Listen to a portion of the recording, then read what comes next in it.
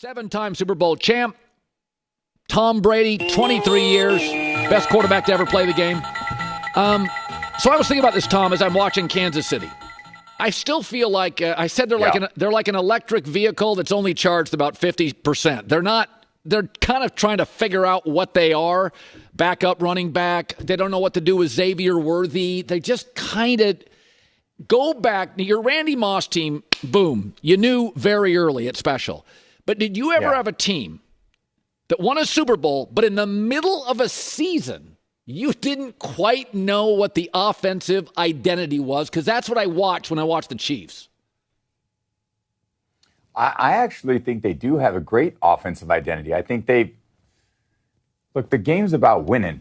We talk about points, you talk about, yards, and you talk about penalties and defensive stops. To me, at the end of the game, do you have more points than the other team? That's the maturity of a great team and a great organization. I played on a lot of teams. Some were a lot of offensive strengths. Some had a lot of defensive strengths. Some years we were kind of middle of the pack at both, but we played well situationally. Third down, red area, 2 minute. Every year, that's the best part about the NFL is the constant transition, the constant change. You see they add DeAndre Hopkins at the trade deadline. So it's like, in the end, when you have Patrick Mahomes and it's a one-score game, everyone's always betting on the Chiefs. Now, can someone get away from the Chiefs? I don't know, because that defense plays so well. But I don't think Patrick Mahomes is a lesser player because he doesn't have 25 touchdowns at this point. It's just he's not playing with guys that can produce that from the receiver position, so that naturally Patrick's job is to, and I covered him a few weeks ago when I said the job of the quarterback is to manage all the variables of the game and the season, injuries, weather, the rhythm of the offense, and then ultimately go out there and make the plays that put you in a position to win. And that's what winners do. And certainly Patrick is that. And then he's got Andy Reid there, who's as great of a coach, in NFL history. He's on the kind of the Mount Rushmore of coaches.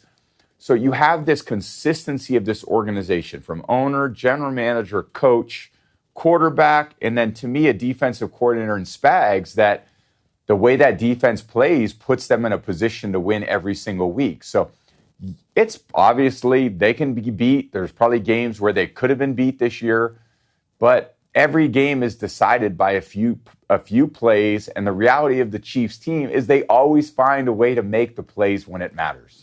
I remember when Randy Moss played with you, when you guys brought a new player in, and you had talked at the time, you're like, Belichick, and you were like, he's just smart and he knows football. So obviously, DeAndre Hopkins doesn't know the entire playbook yet, but I'm watching him, and I'm like, especially that play in the back of the end zone, I'm like, God, you'd think they'd had 50 practices. What is it about certain receivers with you, like Moss or DeAndre Hopkins?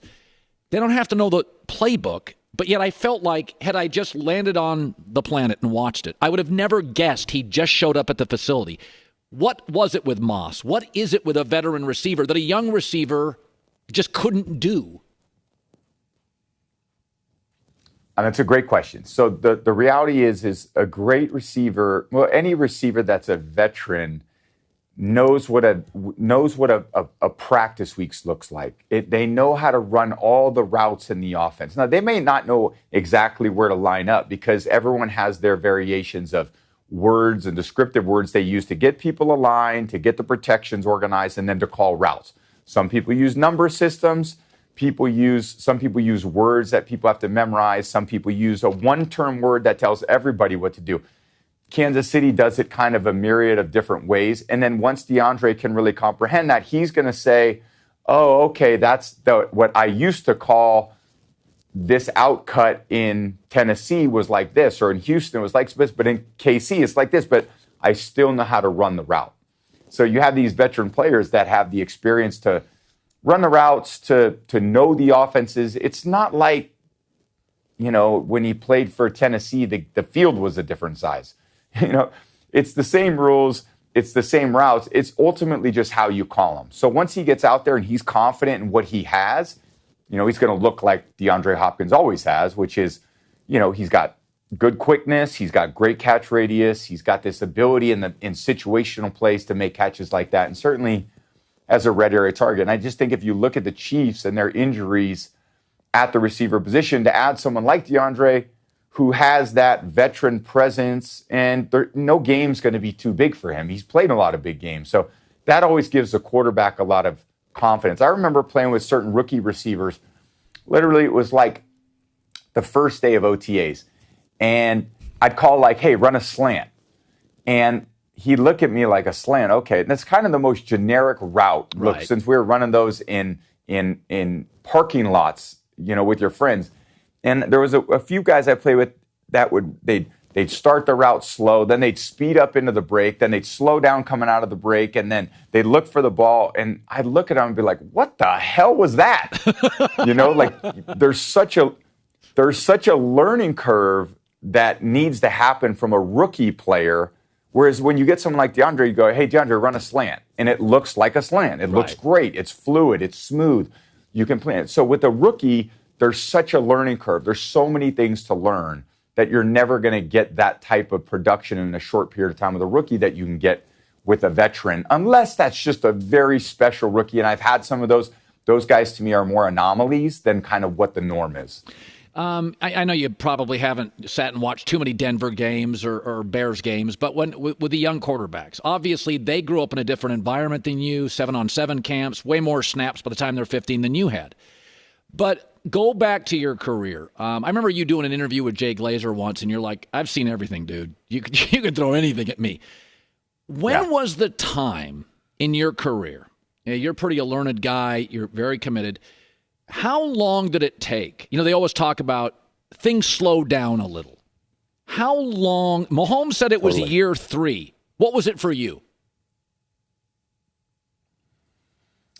The question, the answer is it progressively gets more and more. And I would say maybe at year 1, it's 50% of the way that you want it. And then year 2, it's 60%. And ultimately, you're trying to get to 100%. But even I think for Patrick, if I look at his situation and his development, he was very lucky to sit behind. And Patrick, let me get this out of the way. He is a phenomenal player. To me, is he, Lamar, Josh Allen. You're talking about the upper echelon, as we all know. And Patrick is going to go down as one of the greats ever for a number of reasons. But if I look at him, he went to college at Texas Tech. He had Cliff Kingsbury there with him for 3 years, an NFL caliber coach, running a lot of NFL caliber type calls and methodologies behind what he's doing. So he had 3 years of that. Then he goes to the Chiefs, and he's got Alex Smith as the guy that's ahead of him, who's a phenomenal player, great leader, does everything the right way. And then he's got Andy Reid as his play caller. So it's like there's a reason why it all works, and there's this development that happens, and why Patrick has been able to ascend so quickly. And he would have found a way to ascend at some point anyway. I'm just saying, I could never have reached this area of growth that I needed to, whether that was year 1 or 3 or 5. It was accelerated because of all the things that I had in place. When I was in college, I ran a pro-style offense. Yeah. I got drafted. I had Bill Belichick teach me. I got to sit behind Drew Bledsoe. I worked really hard to learn all those things and embrace the challenge. And I think when you're a young quarterback, ultimately that's what you're trying to do. Be in a situation where you can learn, grow, develop. It's all about mentorship. It's all about the people that come in your life. I see Bo Nix from Denver. He's got Sean Payton there. He's a phenomenal coach. He's going to get great coaching. They're going to have great scheme. A lot of times the first reads for him are going to be open because he's got a great play caller that knows how to design things. So then you go on the other side of it. I've seen a lot of quarterbacks that don't make it. Maybe they wouldn't have made it anyway, but I'm just saying, there's a potential that they could have. Look at Sam Darnold now. He's playing really well in Minnesota. He's got a good coach. He's got a good scheme. He's got some good receivers. He's playing well. When he was at the Jets, he didn't have all those things quite in place. So we always have to look at, I think, the physical makeup of these young players. What are they capable of? Do they have good arms? Do they have great arms? Are they athletic? Can they get out of the pocket? And then to me, there's a mental element that always comes into quarterback play. And I said, in this last game against Green Bay, I was watching Green Bay Lions this last weekend. I said, There's no way for me to really see sustained success in the NFL at the quarterback position if you don't have total control of what's being done out on the field. If you're expecting your coach to call a play from the sideline, and that play's going to come into your helmet, you're going to call it, you're going to walk to the line of scrimmage, and that play's going to be successful regardless of the defensive look, you're out of your mind. That's not the way it works. The defense calls plays to stop you, and they have their own tendencies. So it's up to the quarterback ultimately to decide, okay, I got a play called. I see what the defense is doing. Is this play going to work or not? If it's going to work, you run it. If it's not, what do I need to do to survive the down? Or what do I need to do to put us in a position to be really successful? That, to me, is the operational control the quarterbacks need. And the problem is with the development of college programs now, they're not getting developed in the same way. Now they get to a pro program, and a lot of the NFL programs, there's so much money going around. You know, the need to develop is guys can sign 1 or 2 contracts and not develop and still make a great living. So I would love to see the quarterback play continue to evolve and grow. It's only going to come from more time on task, more time with your coaches, more understanding of what your roles and responsibility are. You're supposed to develop a toolkit as a quarterback to deal with what you see on the game every single day. I seen Jared Goff, again, covering him this last game. It was awesome to watch. In L.A., he had a great system. He had McVay to learn under. He brought that. He comes to a phenomenal program in Detroit right now, where to me, they're doing a lot of things the right way. Their offensive coordinator, Ben Johnson, says, all right, Jared, we're going to put more and more on your plate. We're going to give you a great opportunity to succeed. And you have to have the ability to process a lot of information, which is one of Jared's strengths, to actually implement all those things. And when you do it well, to me, that's what gives you a great chance to win every single week in the NFL. So Bill Belichick said a couple of weeks ago when asked about Detroit, he's like, they've got everything offensively. You hope they make a mistake, and you just called the game. And Green Bay's got a good team. It looked like older brother, younger brother, let me teach you how to play football. Go back. I mean, Detroit O-line, tackles, run game, tight end, quarterback. Go back to your career. Because I felt like Green Bay very quickly was like, we're a little out of our element here. This is a really, really... Yeah. So go back to your career. Was there ever a team you played, and you may not have said this to your teammates, but you thought to yourself, I'm not sure they have a weakness. Like that is Pro Bowlers everywhere. I watched Detroit's offense, Tom. I don't know what the weakness is. Deep ball, slants, slots. Did you ever face a team like that where you looked at the personnel and thought, it's almost a perfect offense? I would say the early Colts offenses we faced, they had Saturday, they had Terry Glenn, tight end, they had Pollard, they had at times Dallas Clark, they had Marvin, they had Reggie, they had Stokely, they had Edgerrin. They were so good. And I'm lucky I didn't have to go against them. I mean, to me, it was great. Belichick would say, guys, listen, this would be a Wednesday meeting. Understand this. They are going to move the ball on us. They're too good. They got so many guys. They're going to go up and down. We need to play good red area defense. And we're going to work on red area defense on Wednesday, Thursday, and Friday because that's going to decide the game. They're going to get the ball down there, which is a great humility from a coach who's a defensive coach, who's essentially the coordinator, to say, these guys are so good, we're not going to just pull the wool over eyes and thinks that we're going to keep these guys at 240 yards offense. They're going to have yards. What we need to do is keep the points down. If we can keep the points down and offensively we can control the game, we can run the ball, and then we can score points, we're going to give ourselves a best chance to win. That, to me, is complementary football. Right. So when you play the Lions, the only way to beat them is to play a style where the offense complements the defense, and then the kicking game does their job. Sometimes when you punt, you play great field position. Okay, offensively, the best defense against the Lions offense, to me, is possess the football. You don't want to make it a track meet against a team that can run it. They throw it to their tight end. They throw it to their receivers. When they get Jamison Williams back, they have the explosive receiver. So there's so many, and they go for it on fourth down so often. You got to stop them from 4 downs, not just 3, which is a really hard thing to do. So there's a lot of challenges that the Lions are presenting. And look, the one game they did lose this year, they were 1 of 6 in the red area. That's right. Against the Bucs. Yep. So to me, they got a great offense. They got a lot of humility. They got a great culture. To me, they're doing so many things the right way in the NFL right now. So you're calling the San Francisco game this weekend. When and I think Brock's a good player, but I also think, you're a great example of this. Executives miss all the time on players. Antonio Gates and Tony Romo weren't drafted. There's players all over. I watched the kid for the Rams this weekend. Some undrafted safety had his 4th pick. There's talent everywhere. What was the thing when the first time you saw Brock Purdy? Obviously, you weren't wowed by his size. His arm strength is good enough. Yeah. What was the first thing that you saw? I wouldn't see this. You would see this, and you thought, that guy's pretty good. Like, is there something that you see because you played the position, a tell like in poker, that you were like, this kid's going to work? Sure. So I think it's poise and composure. It's calm under chaos. That's what the quarterback needs to do. And he walks into that huddle. He needs 10 other guys looking at him go, all right, man, you're totally under control. And whatever you say, we're going to do to our best abilities because we know you're going to deliver. And they all have that confidence in Brock as a player.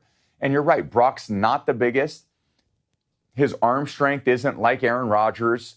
But if he can play with anticipation, and this offense, to me, even studying the last few days, is a lot different than the one that they had last year and the year before.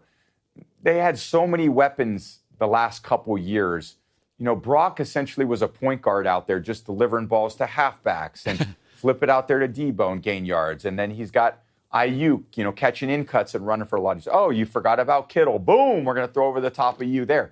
This offense has been in and out of a lot of their great players. And I think getting McCaffrey back is so important for this offense because he provides that passing threat out of the backfield that they just haven't had this year. So now the defense has to come up closer to the line of scrimmage to defend the run with Christian as well as the pass. And that, to me, opens up more of the intermediate and deeper parts of the field for Brock, where they've kind of been throwing more of these intermediate-type targets on the field, which I don't think is necessarily the strength of that offense. So if they can get Christian back playing well with Mason and McCaffrey, wow, that's a great group. Then at receiver, obviously losing Ayuk is a brutal loss. But they drafted Pearsall in the first round. He's going to get his legs underneath him. You still got Jennings, who to me is one of the most underrated receivers in the NFL, performed so well in the Super Bowl. They have a ton of confidence in him. And then Debo, his versatility. You still got Juszczyk, who's a ridiculous chess piece for Kyle. And then you have Kittle, who can turn up from time to time and go, holy cow, we almost forgot about him. And then not to mention a phenomenal offensive line. So they still have all the pieces in place. Now, they've kind of always seemed to turn around their season around the bye week.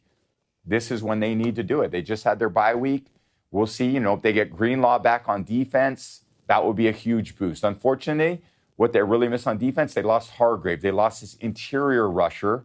So now it's really kind of a one-man show with Bosa on the perimeter. But if they can get Greenlaw back and get him playing close to the way that he was playing in there with Warner, you have one of the best tandems in the league, if not the best at linebacker. They rush the quarterback a little better. And then that secondary unit, which has always got a lot of tight coverage, they can capitalize on offensive mistakes. So I would never count out the 49ers. I think they're so well coached. They got a great system in place, a great culture of guys that know how to win. Those are all the things you look for with the Niners. 7 rings. Tom Brady, Fox Sports, taking time for us today. Tom, I appreciate it, man. Thank you. Thanks, Colin. Great talking to you, partner. All right. I'm here for you anytime. You know that. All right. Thanks, Tom. I appreciate that.